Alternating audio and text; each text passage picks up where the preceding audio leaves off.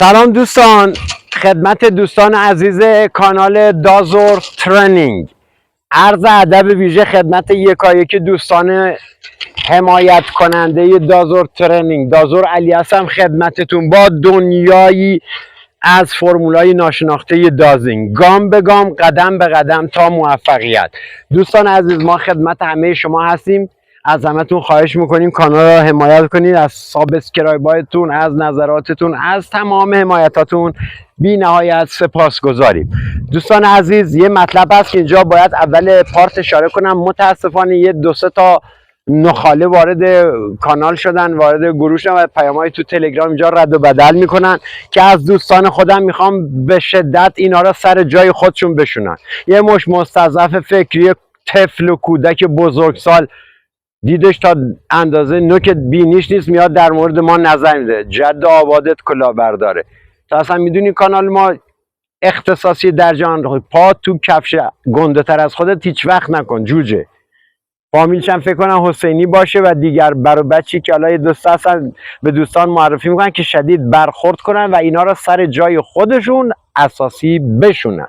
چون کانال ما تنها کانال اختصاصی در سطح جهان هستش که تمام تکنیکا فرمولا مختص دازور علی هستش که خدمت دوستان واقعی کانال دازور ترنینگ ارائه میدم و تا پای همه چیزش هم وایسادم.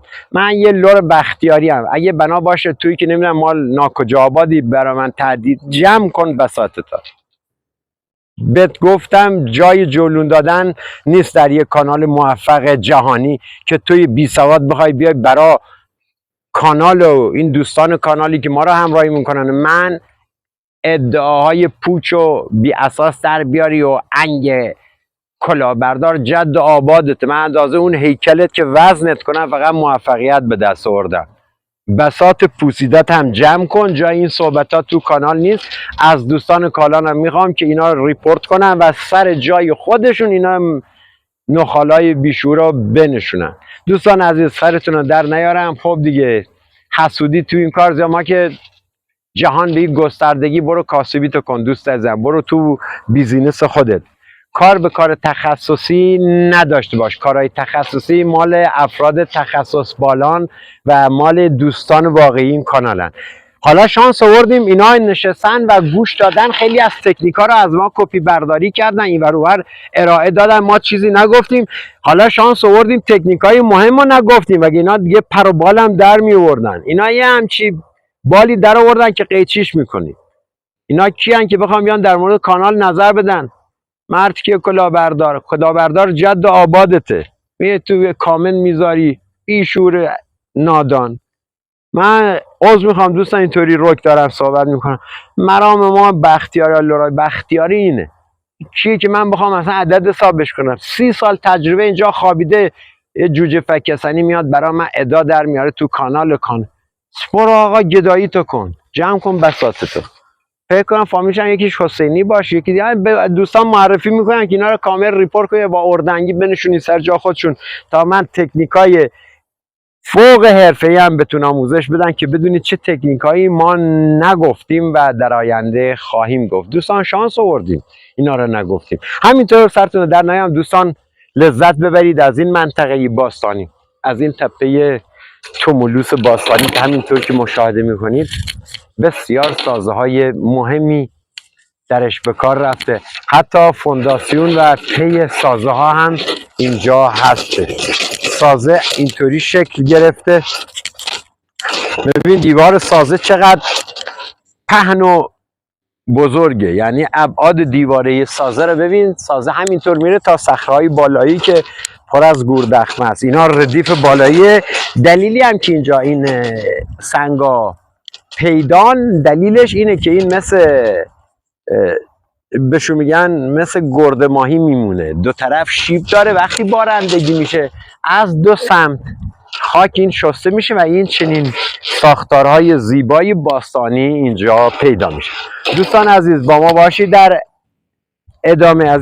عزیزان کانال دازور ترنینگ.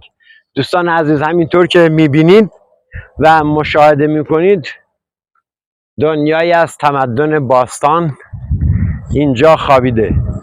حتی حالا اگر بتونم نشون بدم، یه سنگی هم بود که روش مراسم کفن و دفن انجام میدادن. خیلی جالب هستش. امروز اومدیم اینجا چالش هایی که دوستان مواجهن باشون، بخصوص خدمت دوستان عزیزم عرض کنم، انواع قفل سینه روی هدف، اینا رو امروز باید کلا یه جا آموزش بدیم و خیال همه رو راحت کنیم. قفلهای سینه روی هدف که اشتباه نکنید دوست عزیز من. ما چندین نمونه گفتم قفل داریم، چند نمونه قفل کافیه 1/100 1/10 محاسباتت به هم بخوره، قفلا را جابجا کنی و اشتباه بزنی. دوست عزیز من، قفل های سینه، قفل های روی هدف معروفن، چند نوع مختلف دارن. حالا ما یک به یک توضیح میدیم. آقا رسیدی اینجا، منطقه اینجا را به شما داد، شما چطور میفهمید که آیا اینجا شیئی هست، طلای باستانی هستش، اصلا خود طلایی که کیهان هستی گذاشته اینجا و نه نمیدونم قاچاق حساب بشه، یا از این بند و بساط که وجود داره، شاید اصلا 1 کیلو طلا اینجا افتاده باشه. شما چطور میتونید این نقطه رو تعیین کنید؟ شاید اصلا این منطقه باستانی باشه و پر از سازهای باستانه. خیلی جنس داره اینجا اسم نامیه، اینجا یه اسمی داره، باور کن عجیب ترین اسمی که تا حالا شنیدید، آسجم، کوه آسجم. ببین معنی خود کلمه آسجم چقدر پرمسما و چقدر مهمه، اصلا تو چشم میخوره. کلمه آسجم، کوه آسجم پشت سر ماست و سازهای بسیار بسیار باستانی هستش. شما را دعوت کردیم اینجا امروز با هم باشیم و این مقوله نقطه زنی و حسابی هم تدریس کنیم، هم همه خطاها را اینجا به چالش بکشیم. دوستان عزیز با ما باشید در ادامه که داریم. کلا این منطقه همیشه دائمی نزدیک کار بوده، روزخانه دائمی در زیر کار هستش و اینجا هم مشرف به رودخانه، زمین های کشاورزی بسیار بسیار مهم و چشمه دائمی خیلی بزرگ به اسم چشمه برم که سرچ کنید تو گوگل میتونید بدونید کجا واقع شده و چه تمدن بی نظیری اطرافش هست. تمدن پیش از ایلام تا الانی که خدمت دوستان عزیز یه مقدمه ای بود برای معرفی منطقه و نوع مشکلی که دوستان باش مواجه میشن. دوستان عزیزمون در نقطه زنی تعداد زیادش خیلی خوشحالم که واقعا آدمای حرفه‌ای هستن و اشیاء باستانی هم زیاد کشف میکنن. بعد خدمت عزیزان عرض کنم خیلی هاشم ردیابایی موفقی هن، خیلی نقطه زنایی موفق و ردیابایی موفق و بعضی هم هستن که باید اینجا ما کمک کنیم این دست اندازا را پشت سر بذاره. یکی از اینا اومده نظر داده تو گروه، نمیدونم تمدن باستان چیکار کرده، دست درازی به باستان و فلان داداش، رفتن تو بهترین منطقه باستانی 3-4 تا سنگ شکن نصب کردن. تو وقت رو میای درس اخلاق چیز به من میدی که باستان چیه؟ من اندازه هیکلت باستان رو میشناسم، وزنت کنن اندازه اتمای بدنت. یه مش خزعبلات میگن تحویل مردم میدن. دوستان عزیز بحث ما بحث نقطه است. خب ما فرض بکن نقطه ما، شما تصور کنید منطقه ما بین همین درخت و همین سنگ. خب یه عده از دوستان میگن ریشه های درخت، این ریشه درخت الان پیدا، یه عده از دوستان میگن ریشه های درخت مانع از کار میشه. دوست عزیزم این ریشه درختی هستش. من ابتدا باید همین اینجا مسئلهش حل کنم، بعد بریم جلوتر. ببین ریشه درخت، سفال، استخوان، زغال، اینا چیزهایی هستن که در طبیعت مگه میشه در یک منطقه باستانی شما بزنی روی سفال واکنش بده، روی سفال دیگه اصلا چنین چیزی نیست دوست من. شما این اتم این انگشتری که دست منه این ساختار مولکولیش حالا طلا یا نقره، شما با این دوتا فلز کار میکنید، مفرق هم کار میکنید. خب چه سنخیتی با این ریشه داره؟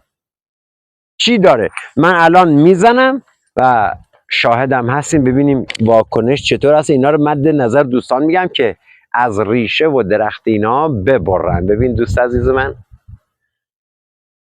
با یک سرعت خاص برمیگرده. یه بار دیگه دوست عزیز من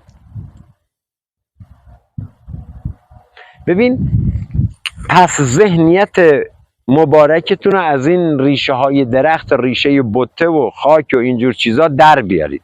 شما خوراکی که دارید به اتصال میدید به پایه و به نزدیکترین حالت آنتن، این شما را به اون هدف مهم راهنمایی میکنه و دست پیدا کردنش هم آسونه، ولی فرمولش رو باید رعایت کنید.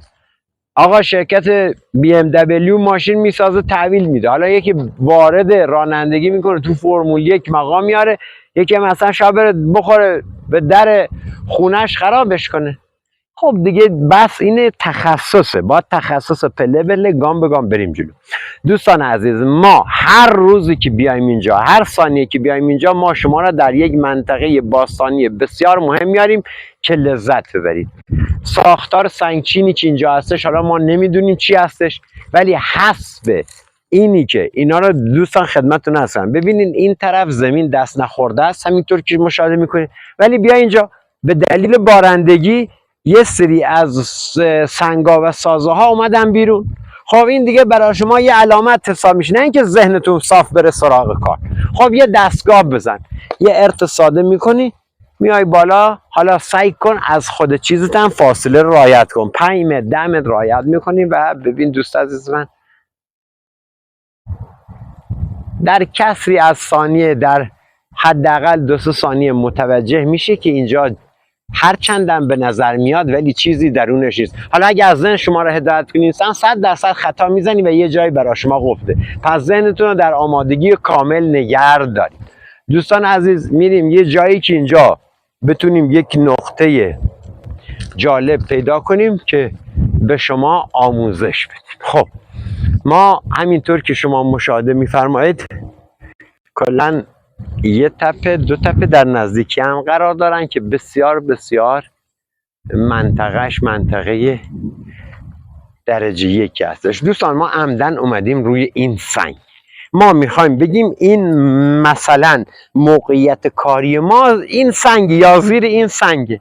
خب دوست عزیزی که داری پارت به پارت گام به گام میری جلو، دوست عزیزم من وقتی اینو بگیرم، همین اصلا هدف 1 کیلو نه 10 کیلو طلا هم زیرش خوابیده. من باید قفل‌های سینه علاوه بر این که رعایت کردم در 100 متری، در 20 متری، در 40 متری زدم. ببین دوستان نشانه ها، یکیش همین نشانه پشت درخت، از دوست فیلمبردارم میخوام این سنگره بگیره، سنگ هرمی شکل پشت درخت های جلویه، قشنگ زوم کن دوست عزیزم، عالیه، همون که روبروته. سنگ گرفتی مهندس بزرگه رو؟ نه، سنگ شاخص ما، ببین سنگ شاخصه مهندس، زیاد هم نمیخواد نزدیک بشی زیاد، این سنگ شاخصه که نشان دهنده تمدن این منطقه است. بسیار عالی.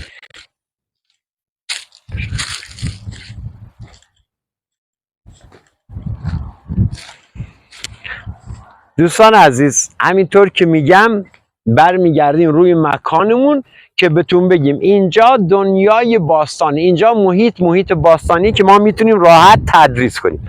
دوستان میریم روی همون سنگ که ابعادا به شما توضیح بدیم که چطوری قفل‌ها چطورن، چه قفلی قبول کنید چه قفلی قبول نکنید و حداقل در فاصله 20 متری شما باید در فاصله 20 متری جایی که شما را برد دوباره چندین بار برگردید بزنید. این نیست که یه بار نقطه را زدی، خب آقا نقطه به من داد، دوست عزیز نقطه داد عالی، ولی شما یه استراحت کن، یه رست کن، بعد از از 20 متری بزن، از 10 متری بزن، از 5 متری بزن. بعد تصمیم به کار بگیر که نه ضرر مالی انجام بشه نه ضرر وقتی، یعنی همه چیز اوکی باشه. خب ما سنگی که الان در پیشمون هست، حالا فرض ما فاصله 10 متری سنگ قرار داریم. بعد یه موضوعی که امروز میخوام بهتون بگم اینه که با توجه به محاسبه دهنه نوک دو آنتن شما چطور تشخیص بدید متراژا. مثلا حدودا هر 10 سانتی چند سانت حساب میشه، هر 5 سانتی، هر 20 سانتی، هر چیزی که شب گم نشید. یعنی موقعی که نور نباشه شما این دستگاه با شما حرف بزنه و مکانها رو به شما بگه.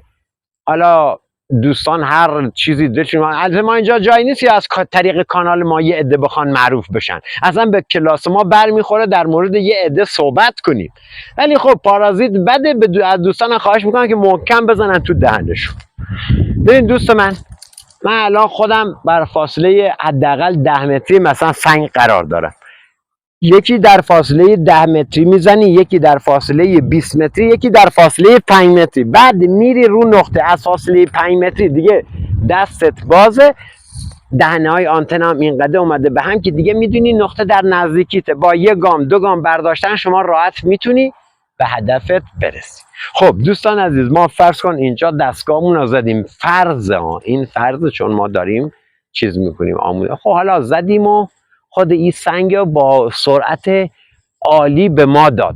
ما از همینجا سرعت ها را محاسبه میکنیم تا وقت، یعنی ضرب در همگرایی اولیه را محاسبه کن تو ذهنت.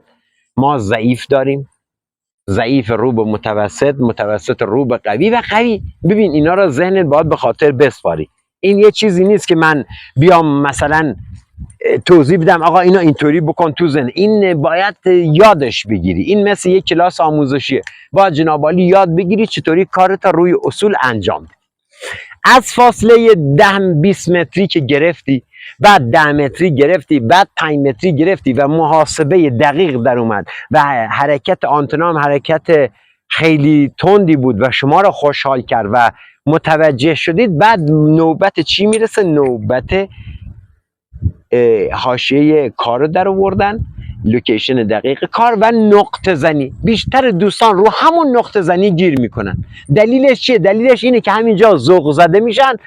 طرف من فیلم برام فرستاده، دوست عزیز گرامیم فیلم فرستاده، از همینجا شروع کرده به راه رفتن تا اونجا. داداش از اینجا تا اونجا بخوای بری، اصلا منی که دیگه میگم فوق حرفه‌ایم تعادلم به هم میخوره. باید در 1-2 متری حد اکثر زیاد دیگه 3 متری شما اقدام به راه رفتن کنید، برید رو نقطه قفل بشید. میریم جلوتر که این سنگی که نشان کردیم برای آموزش کمک کنه به درک بهتر این علم ناشناخته دازینگی که متاسفانه نه 1000 بار با تاسف که تو ایران ناشناخته مونده. خب ما آمدیم الان در نزدیکی این هدف، این سنگ فکر کنیم الان هدفمونه. خب ما الان اومدیم در 2 متریش. خب اینجا هم زدیم و سرعت قابل قبول بود. این یک بار حساب میشه. این کار از شارجت خب شما باید انجام بدید، شمال، جنوب، شرق و غرب.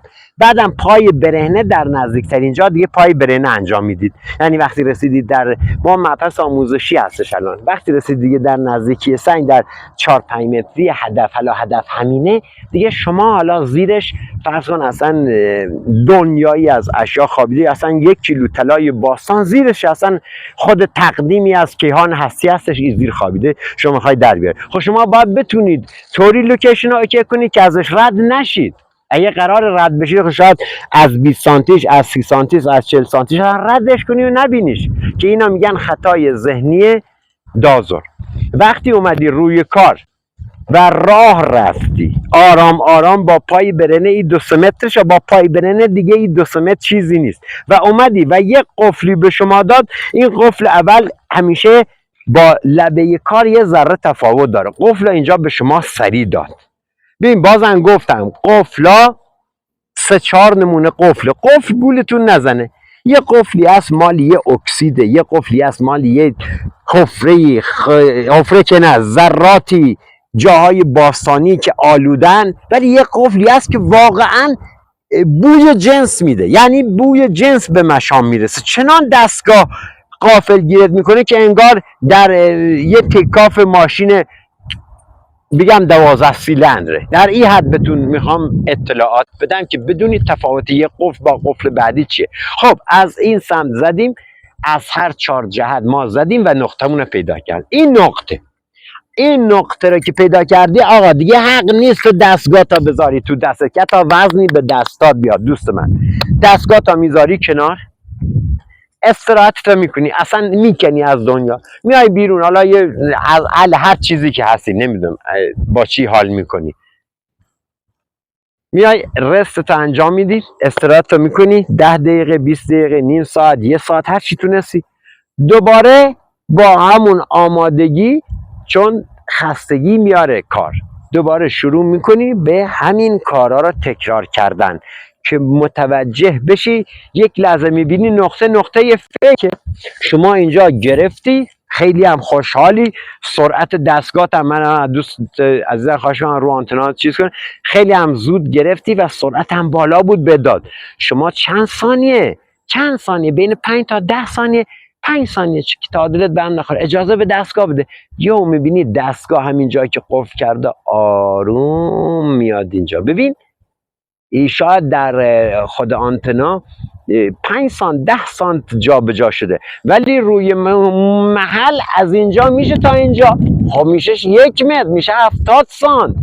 به این دلیلی که میگم دوست عزیزم خواهش ازت دارم روی نقطه‌ای که گرفتی تمرکز کن و یه چند ثانیه هم فرصت بده تا شاید نقطه فکر بود رد کرد و من دقیق تر به شما آمار داد، دیگه شما نری اونجا رد کنی. خب این مسئله آنتن زنی تا اینجا که اومدیم. حالا بازم من گفتم در خدمت دوستان واقعی و عزیزان کانالم هستم و خیلی خیلی حرفه‌ای ام مسائل توضیح میدم خدمتشون، نمیذارم کوچکترین فرمولی هم از دازینگ جا بمونه. ولی این پارازیت هایی که دیدم اومدن رو کانال حقیقتش یه طوری اصلا نمیدونم اینا ژنتیکشون چطوره، دیدگاهشون چطوره، نمیدونم مشکل ژنیه چی هست نمیدونم. حالا شانس ما آوردیم فرمولای خیلی قدرتمند ها نگفتیم که اینا دیگه شاخ بشن، حالا یه ذره بالچه در آورده بودن. خدمت شما عرض کنم میایم رو بحث نقطه زنی. خب ما لوکیشنمون آماده است، لوکیشن هم ابعاد این سنگ رو به ما داده، ابعاد سنگ بزرگه، این یک و مثلا 20 تا 1.5 مثلا فرق و 1.5 در 1 به ما لوکیشن دقیق داد. خب حالا ما میخوایم دقیق قفل سینه رو هم بگیریم. همین قفل سینه هم پیروی میکنه از همون قوانین قفل اول. ما قفل سینه داریم خیلی آروم، ببین من وای میسم رو نقطه، ما قفل من الان با حرکت دستم انجام، ما قفل سینه داریم وای میسه آروم.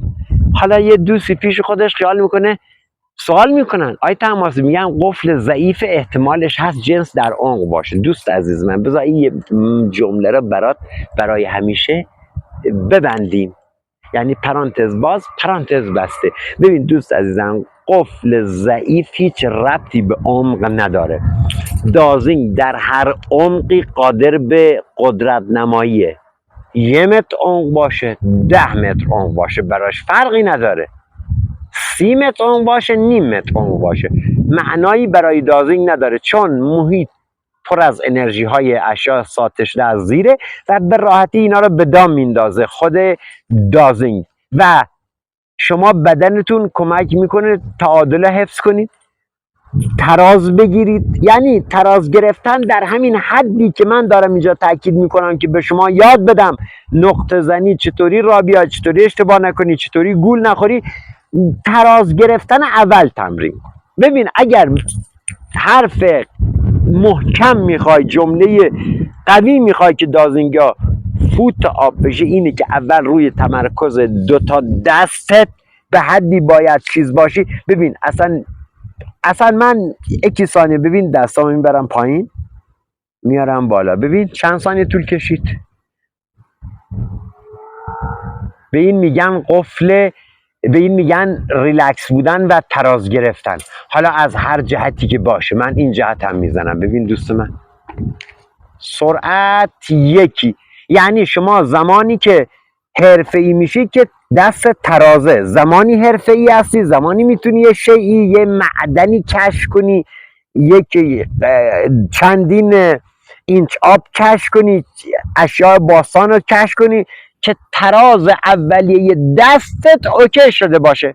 شما اگر اوکی نشده باشه، همین مسائلی که من گفتم باید قبلش تراز گرفتن دست رو یاد بگیرید. یعنی باید شما طوری باشی که وقتی دست از پایین، ببین وقتی دست رو پایین، حالا فرض کن اصلا چیز سنس هم کردی، شما وقتی دست چیزه و انگشتت هم میخوای بذاری پشتش، ببین رو دست یعنی با تا آمدی بالا به ثانیه نکشه که شما بتونی دستت تراز واداری. به این میگن تراز نگر داشتن.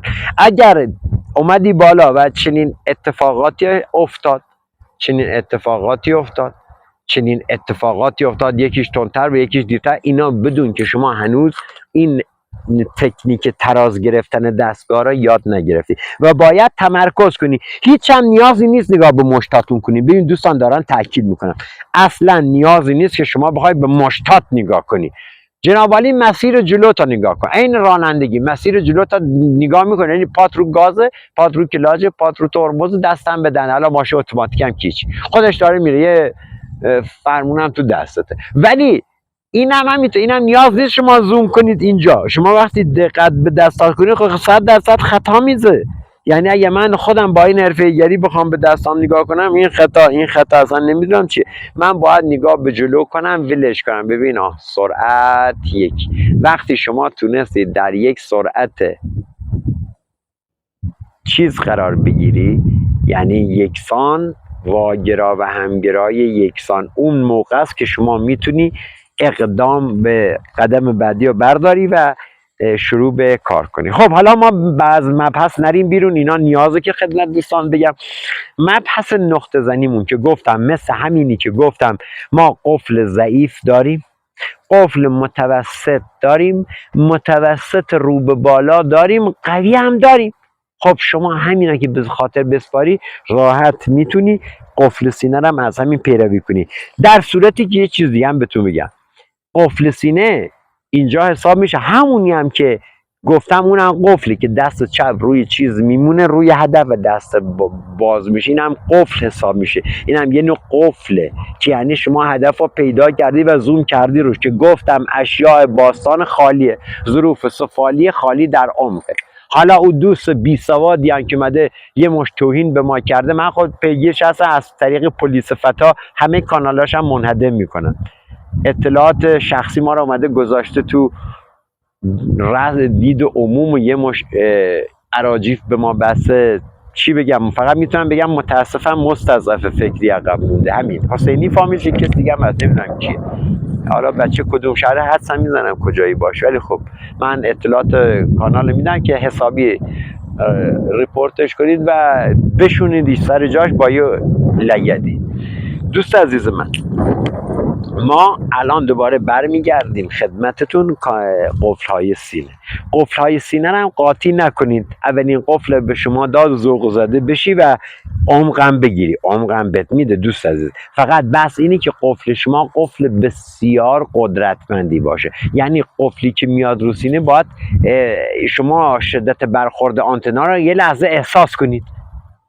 در این حد بهتون بگم، شما قدرت برخورد آنتنا به سینه‌تون رو احساس میکنید، نه اینکه نه آروم بیاد وایسه. خیلی از دوستان میان این اشتباه رو میکنن های تماسی، مثلا شاید عمق زیاده آنتن این اصلا چنین چیزی از ذهن مبارکتون فکرها راه ندید. دستگاه در جنس اشیا در هر سطحی در زیر باشه، دازیم با قدرت بسیار بسیار بالا جواب میده. پس شد قفل ضعیف نه سینه، قفل سینه ضعیف نه، قفل متوسط رو به بالا نه، قفل متوسط نه، فقط میمونه قفل شدید که حتی یه مثل احساس میکنی الهی بعض موقع به دستت میخوره آنتنا یا به سینت میخوره، خودت احساس میکنی که بله شدت خیلی بالاست. اینجاست که شما متوجه میشید اشیایی هم که وجود داره سالم هستن، چون اشیاء متلاشی شده و هر چیزی، ذرات شما بگیرید، هر چیزی بگیرید، سرعت و قدرت آنچنان شدیدی نداره مگر اشیاء سالم. دوستان با ما باشید در ادامه. دوستان عزیز ببین گذشت زمان، حالا این درخت مگه چند سالش؟ این درخت هم 200 300 سال 400 سال سن داشته باشه.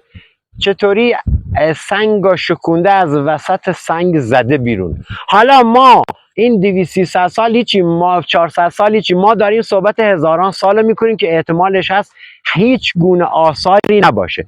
دوستان عزیز بیاین اینجا، چه اشتباه سنگینی دوستان کردن. اگه تشریف بیارین اینجا، عظمت این سنگ رو ببین. این سنگ چند تونه؟ این سنگ چند تونه؟ ببین این سنگ صاف بوده در زمان باستان. این صاف بوده، مراسم آیین کفن و دفن روش انجام میدادن.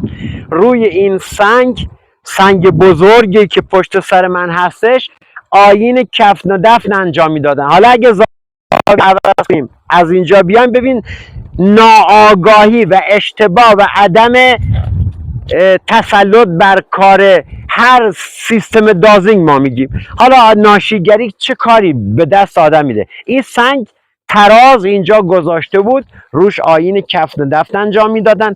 ببین اومدن با چه جکای قدرتمندی، چقدر باید ناشی باشی و تسلط روی کارت نداشته باشی و خیلی مبتدیانه عمل کنی. بیای سنگ به این چند تونی، به این بزرگی، این سنگ چقدر بزرگی من نمیدونم چند تونه، قطرش بیش از نزدیک 70-80 سانت طول عرضش. خود دیگه ببین سنگ جا به جا کرد. آخه دوست عزیز من، این چه کاری که تو اومدی انجام دادی؟ این همینجا با عقل و درایت و فرمولای دازینگ وایسو یه سنس کن، بزن، چیزی نیست. نه نیازی به انرژی است، نه نیازی به این همه چقدر وقت اینجا هدر رفته، چقدر، حالا من نمیدونم، من حالا مالیشو ول کن، چقدر ساعت خرج شده تا این تونستن سنگ به این چند تونیا، چقدر 1.5 متر جابجا کنن. از زیرش هم یه صخره است. خود دوست عزیز من راحت با یک دستگاه دازینگ اینو از فاصله 500 متری بزن، نیام خودت اینجا علاف کن. ببین چه اتفاقاتی میفته و چه ناشیانه کار میکنن و چقدر ضرر به خودشون میزنن. حالا هر چند نفری باشن بالاخره اینجا ساعت ها و وقت ها اینجا رفته تا تونستن سنگ به این بزرگی از اینجا بردارن بندازن اونجا. خب این چه کاریه؟ این با یک این سنگ چنان تراز بوده که به اسم سنگ آیین کفن دفن روش انجام میدادن، مال زمان باستان بوده. آمدن برش داشتن. دنبال چی میگردی؟ با چه سیستمی داری کار میکنی اینطوری با کلاه بره سرت؟ فرمولا رو رعایت کن، راحت بزن به دل هدف.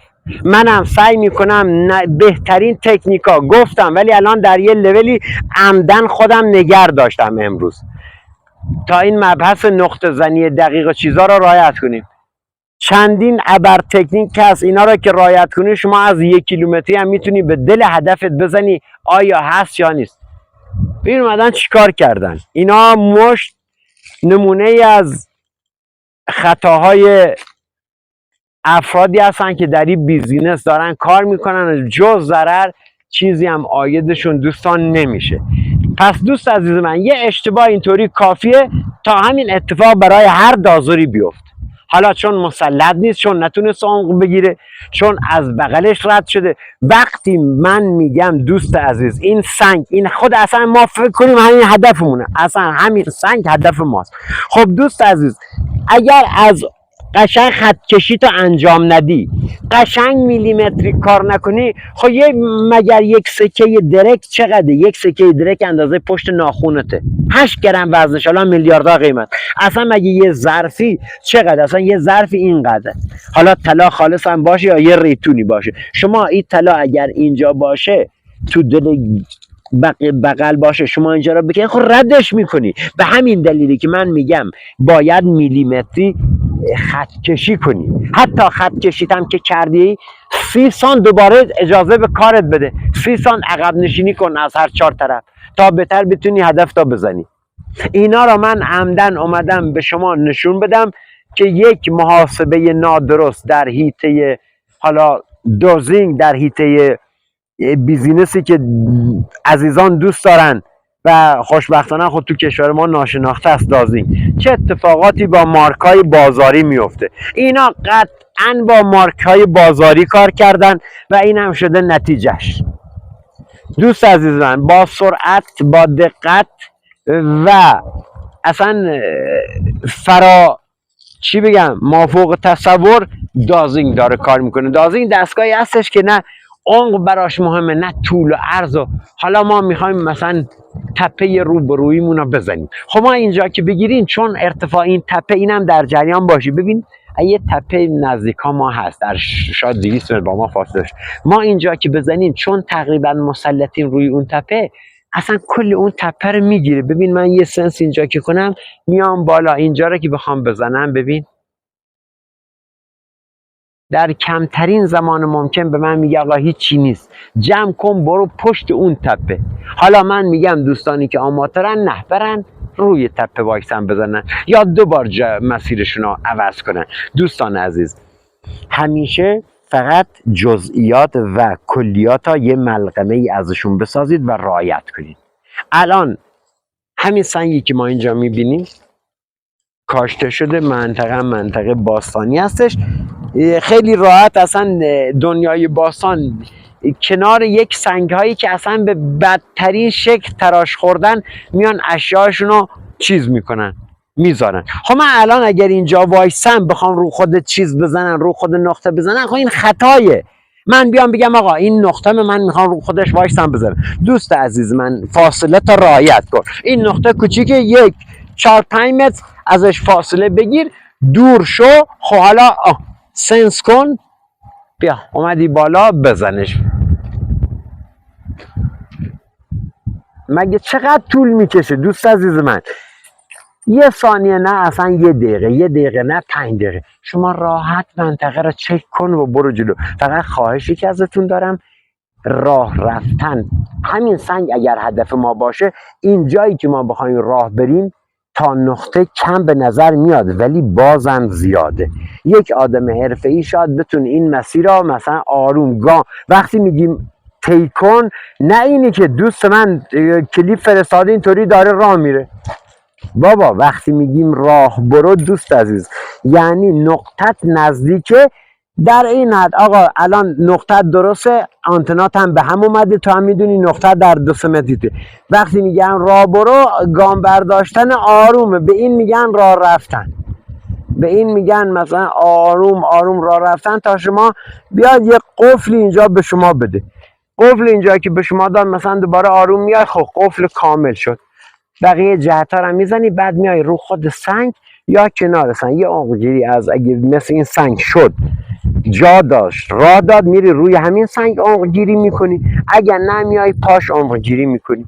و چون این بافت صخره‌ایه، حالا اونم بعد با بافت زیرش خاک، این سنگ اینجا قرار گرفت، ما اینجا زدیم دیگه، این 1 متر رو با اون 1.25 چیز میکنیم، تقسیم بر 2 میکنیم تا عمقمون به دست بیاد. مثلا شد اینجا زدیم شد 2 متر، 2 تا دور زد، 2 تا دور زد، ما یه دورش رو این حساب میکنیم چون 1 متر بو. خب بافت صخره‌ایه، 1 مترش رو صخره حساب میکنیم، 1 متر و نیم هم خاک حساب میشه، 2.5 تقسیم بر 2 میشه 1.25 سانت عمق چنین جاهایی میشه. جاهای صخره‌ای و خاکی ها چیز میکنید و عدد تقسیم بر 2 میکنید. دوستان عزیز، فقط که من دارم تاکید میکنم، خواهش میکنم رعایت کنید که نرید بخورید به جای فکر. همین سرعت محاسبه اول سرعتتون حالا در هر فاصله که بودید، بعد محاسبه سرعت واکنش قفل هدف یا قفل سینه‌تون که ببینید این قفل آروم میاد یا این قفل میزنه. یه قفلی هست اینطوری یه ضربه اصلا بد میده، خودت متوجه میشی، میبینی که اصلا با ضربه بد میخوره. اونجاست که متوجهی آقا اینجا ارزشش داره و بازم قفلم دوباره اینطور بهت زد. دوست عزیز من، دوباره 5 بار دیگه، 10 بار دیگه، 3 بار دیگه، 4 بار دیگه همین تست انجام بده. چه اشکالی داره؟ 1 ماه باید بری برای تو یک اداره کار کنی برای 30-40 میلیون 50 میلیون حقوق. اگه 5 دقیقه وایسادی روی کار که چیز نیست که نه آسیبی بهت میرسه نه هم ضرر میکنی. تازه اگر نقطت هم عالی باشه راحت ابعادشو به دست میاری، نقطه فیک و میک همه چیز هم رد میکنی، راحت به اشیا، به جنس، به اون چیز، به معدنت، به رگه آب دست پیدا میکنی. پس دوستان اولین کار تمرکز زیاده. 2 تراز نگه داشتن دست که بسیار بسیار مهمه. 3 هم همین ردزنی که شما رد رو بتونید بزنید و همین به هم اومدن آنتن ها خودش نشون دهنده هست که اونجا شما با چه قدرتی مواجه میشید. شما وقتی اینجا سرعتتون شدید بود، حالا اومد این در این حد وایساد، خب شما میگه در مثلا 100 متری شی هستید دیگه. وقتی سرعت داشت شما متوجه هستید که روی نقطه هم همین سرعت داره دیگه، شک تو دلتون نیست، همینجا با همین قدرت میرید اونجا و همین هم با چشم خودتون خواهید دید. دوستان عزیز در ادامه با ما باشید. دوستان عزیزم ببینید الان یه صخره جدا مانده از این کوه که اینجا هسته، در درون چنین سازه‌هایی هم اشیایی پنهون میکردن. خب این سازه الان راه به ما میده، یعنی از هر 4 طرف راه میده، از جنوب، از شمال، از شرق، از غرب. راحت میشه این چنین صخره را مثلا از فاصله چیز زد، از فاصله چند متری. حالا من فرض کنم میام روبروش، من میام نزدیک و در فاصله 5 متری این سنگ قرار میگیرم. ببین در این فاصله که قرار بگیرید هیچ وقت خواهش کردم روی نقطه نرید، همیشه از نقطتون فاصله بگیرید بعد حرکت کنید. ببین دوست عزیز من، ما دوباره آنتنامون رو چیز میکنیم، استکاکی هم نداشته باشه. ببین دوست عزیز، ببین سریع که برمیگرده دلیلش چیه؟ دلیلش اینه که اصلا ما فاصلمون کوتاه، نزدیک به این سنگیم، فوری بر واگرایی آنتنا رو داریم. این چیزی نداد. حالا شما اینطوری تصور کنید این سنگ چیزی به شما داد. اگر این سنگ چیزی به شما داد و گفت چیزی هست، حالا یا درونش، ببین یا درون خود بافت این سنگ یا پای این سنگ، شما یه دستگاه اطراف اینجا میزنید، یه عمق گیری اینجا انجام میدید پای کار. اگر عمق گیری کردید و 0 بود، شما مطمئن باشید یه چیزی درون بافت و دیوار خود سنگه. اینا چیکار میکنید؟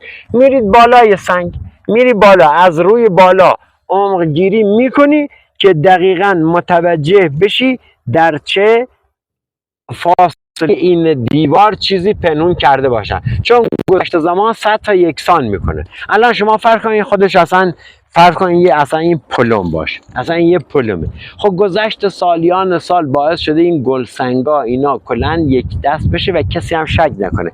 تنها دستگاهی هم که به راحتی میتونه این چنین مکانی یا در اختیار شما بذاره دازینگ هستش. موضوع بعدی هم ببین دوست من، همین سنگی که این کنار افتاده، ببین یه سنگ نه شکل خاصی داره نه تراش خورده، یه سنگ بسیار اصلا چی بگم، شاید زمخت و بد ترکیب.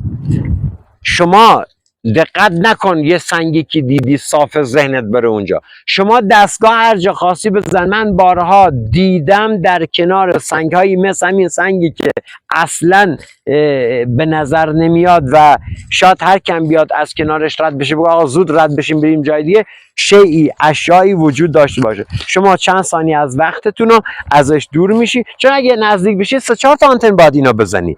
دلیلی که من میگم دور بشو چیه؟ دلیل اینه که با یک آنتن شما مسلطی. من الان اگر اینجا بزنم دوباره با یک کم پایین بزنم، خب من میام فاصله ما رعایت میکنم دوستان، یکی میزنن که کل سنگ بگیره. ببین دوست عزیز من، ببین به همین راحتی دوباره هم میزنم،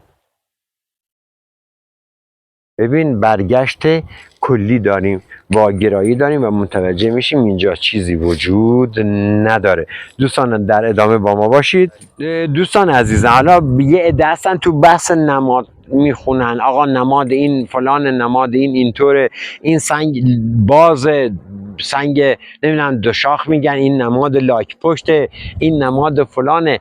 این نمادها و این صحبت از نمادهایی که پیش میاد به درد دستگاه های بازاری میخوره که حالا شاید نیم متر، 30 سانت، 40 سانت، نمیدونم، من که ندیدم چیزی در بیارن. بزنه یه چیزی در بیاره یا یه نقطه‌ای داشته باشه ببره بذاره اطرافش. دازینگ اصلا نیاز شما به پستی و بلندی باشه، دشت باشه، تپه باشه، سنگ دوشاخ باشه، سنگ طبیعی و غیر طبیعی، هر چی باشه، دازینگ اگر 1/100 گرم جنس قدیمی زیرش پنهون شده باشه، 2 دستی تقدیم شما میکنه و شما را حسابی خستگی از تنتون در میکنه. راحت در کمترین زمان، در کمترین فاصله زمانی و در کوتاه‌ترین موقع میبینی بهترین شیء بهش دست پیدا کرده. فقط همین جزئیات. حالا من بازم تکنیکایی که گفتم امروز، چون این دوستان بد صحبت کردن، من امروز میبایست من 1-2 نکته جدید میگفتم، ولی در یه حدی نگه داشتم که این دوستان بشینن رو جای خودشون، بعد من شروع کنم به فرمولای ویژه. گفتم فرمول میلیارد دلاری تا ته خط دیگه باید برید که میخوام چه عرض کنم خدمتتون.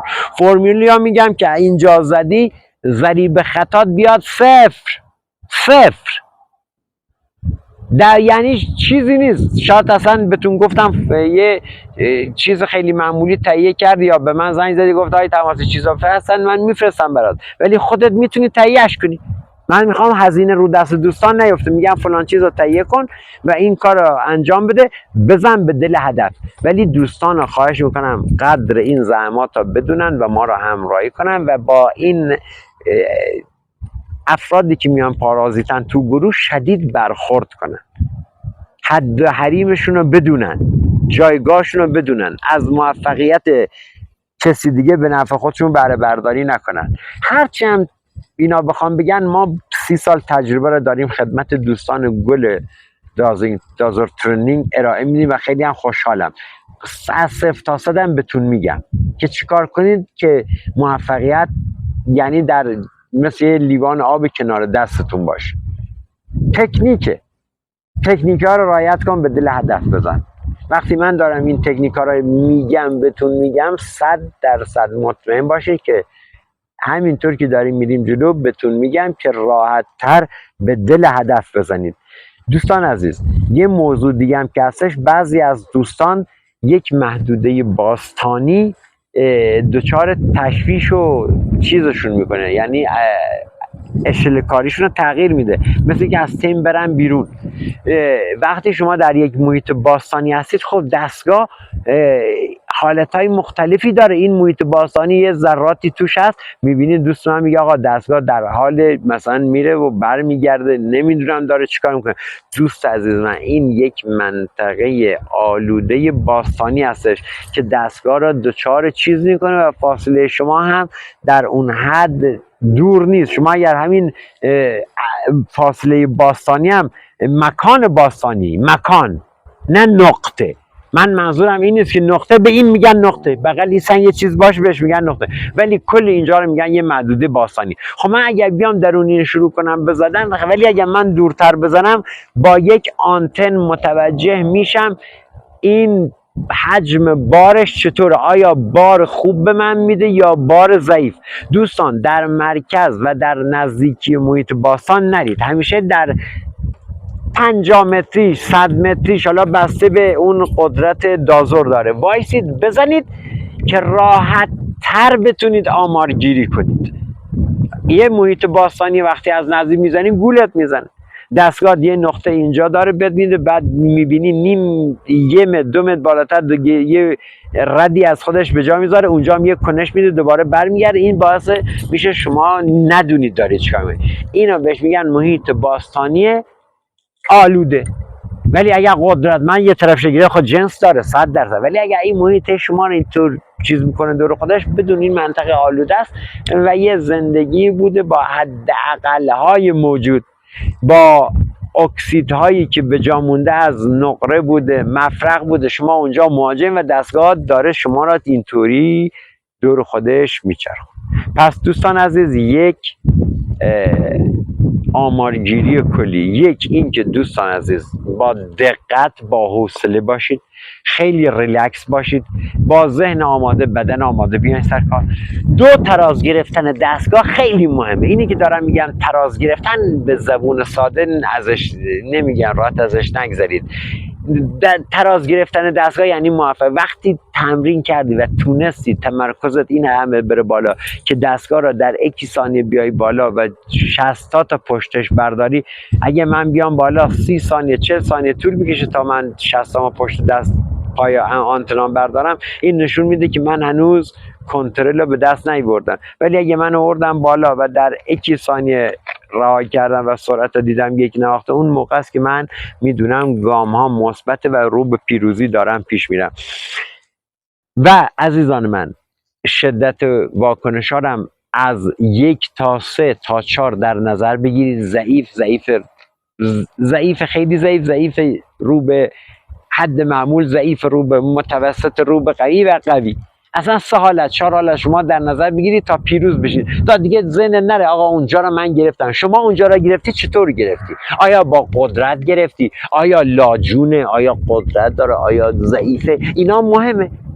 وقتی دیدی یه جایی با قدرت گرفت، حالا چه 200 متر باشه چه 300 متر. من همین الان که اینجا دارم رد میزنم، میخوام یه واقعیت به دوستان بگم. من همینجا دارم رد میزنم، ببینم خیلی راحت یه چیزی بهتون نشون بدم. من عمدن میام پایین، سنگ میبینید که گفتم مثل هرمه تو زمین کاشته است. من الکی میرم سمت اون، ولی چون فاصله از مکان دوره، ببین راحت داره یه مسیری به من میده. ببین بازم ازش رد میشم، یه مسیری به من داد. خب من میام اینجا محاسبه میکنم. ببین این مسیری که من میده، ببین چطوره. این متوسط رو به بالاست، متوسط رو به بالا. ببین دوست عزیز من، متوسط، اصلا متوسط رو به بالا هم شاید کمتر. ببین گرفت مسیر رو به من داد، نقطه رو به من داد. من با توجه به دهنه آنتن میدونم در 200 متری مکانم. من میدونم 200 متر دیگه که برم جلو راحت میرم رو منطقه قفل میکنم، ولی این منطقه ببین به درد کار من نمیخوره. ببین سرعت، ببین دوست من، این سرعت هم ببین دوباره دوست من. باید سرعت اینطوری باشه. ببین من عمدن سرعت باید اینطوری باشه تا من خوشحال بشم، یعنی سرعت باید بکنه. ولی اینا ببین دوست عزیز من داره میگیره، ولی گرفت، خوبم گرفت، رو به متوسط رو بده. این درجه 2 حساب میشه برا من. 50% ممکنه روش کار کنم، 50% ممکنه ولش کنم. پس سرعت واکنش ها کلید موفقیت شماست. دوستان عزیز با ما باشید در تا پارت های آینده و نکات و فرمول های ریز. دوستان عزیز از شما خواهش میکنم از تو دست گرفتن دستگاه رعایت کنید، تا تمیز گرفتن، تا 60 پشتش، تا تراز گرفتن و تا محاسبه. خدمت شما عرض کنم همین آماری که بهتون دادم. من الان اگر رد بشن قسمت بالای نقطه، من الان نقطه‌ام سمت شرقه، من میام تو قسمت شمال. ببین دوست من میگه چیزی نیست. من همین که بخوام برم سمتش میگیره. ببین دوباره میگیره، ولی گرفتن برای من شرطه. این گرفتن گرفت، محیط به من داد. من میدونم اونجا یه نقطه هست، ولی میدونم نقطم نقطه پرقدرتی نیستش. اگه سرعت آنتنام از این بیشتر بود، ببین دوست من، اگه سرعت آنتنام از این بیشتر بود، من قطعا میرفتم و الانم میدونم در چند متریشه. همین الان میبینم، اصلا متوجهم در چه طول عرضی راه برم، راحت میرسم روش. ولی به دردم حفاری و به درد کار من نمیخوره، حالا چه معدن باشه، چه رگه آب باشه، چه اشیاء زیرخاکی. پس دوستان قدرت و سرعت رو خواهشاً در نظر بگیرید. تا پارت آینده مانا و پایدار ما هم در خدمتتون هستیم که فرمول های ویژه رو در اختیارتون بذاریم. ممنون، سپاس.